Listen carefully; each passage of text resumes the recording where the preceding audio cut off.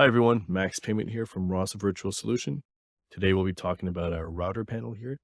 And if you can't find it on your layout, you can find it on the left-hand side here. Router, drag it in. In our case, we're going to modify it so it takes two spaces. So this is where you're going to route your videos or your stills to, let's say, a virtual monitor, or even change materials on an object on the fly. So in our last video, you've seen that we've created an X drive. So let's go to our X drive here. It's a virtual X drive, and we've created a couple of folders. So we have a movie folder, stills, and thumbnails. So in our movie folder, we have a couple of movies here. I believe they're MPEG-4s. We have a couple of stills, PNGs, and JPEG files. So we're just going to load these two up on a virtual monitor that we have here on the wall. So you have three monitors. Let's work with just the one for now. So if I click on the monitor, you can see there's one called TG Screen 2. So that's the mesh we're going to be working with. And basically we'll be replacing the material on that mesh. So right now we have the material Ross Virtual Solution. It's a default material. And we're going to swap it out for one of the videos or even a still. So to do so, in Lucid Studio, under a router panel, we're going to point to our sources. So if you click on sources, I guess we'll start with stills. So we're going to tell it where our stills live. So click on the plus sign, go on our X drive, stills, and select folder. So already you'll see that it found our stills and it's going to populate the sources here. And then we want it to point to our movies, plus, and then we're going to do the same X drive, movies, select folder. And there you go. We can also add thumbnails too. So if you want to add a movie thumbnail or material thumbnail, you can add these into your X drive and then populate them in your list as well.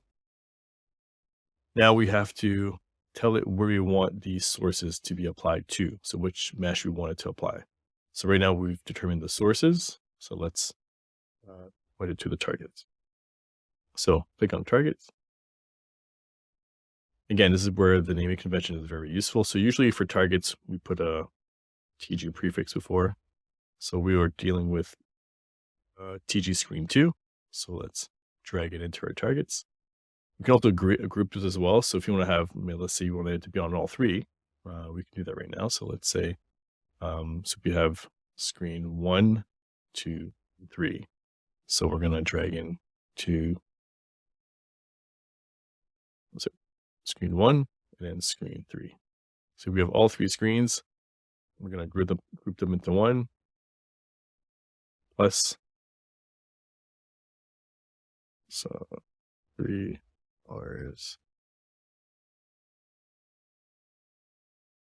Okay. And then we want to drag these three inside of our group. Select the group and then drag these in. So we have three monitors grouped up. If you want to move them or modify them individually, basically you would not group them and then you would see the three monitors individually here. We can show you guys that afterwards. So now we have the three monitors grouped and it's as easy as selecting your source. So let's say in a case of our video, we can select our video and then click our source. So right now you can see the movies are not playing. So we have a controller here that we can operate the video. So we can hit play and play videos on all three screens.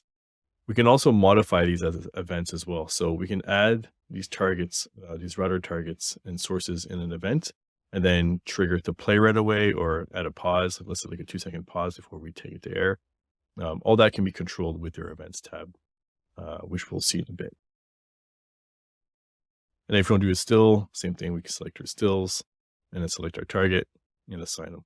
So you can see here, it's stretched out. So you have to make sure that these images are the right proportion of your object.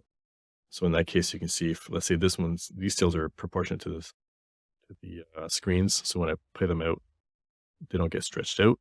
These ones are cropped in for a different kind of panel. So as you can see, it stretches it out to the actual mesh. So then we do the thing with materials. So same idea as sources, we can click on the material. These are all the materials that live in our project. We can assign these to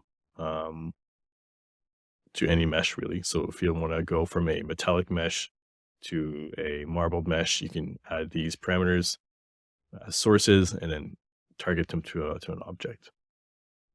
And then if you don't want it to update right away, you can select no update. So let's say you do want to modify them individually. Again, we can delete the group. Let's create a new one. So TG, do screen 2. We're not going to group them at all. 3, 1, 2, 3. So you see how here it's separated them to different screens. So let's say screen 2, we want to have a video. Play it, and then change the middle one to a logo, and then the next one to another video. So there you go. That's how you add different sources to different targets. Thanks for watching.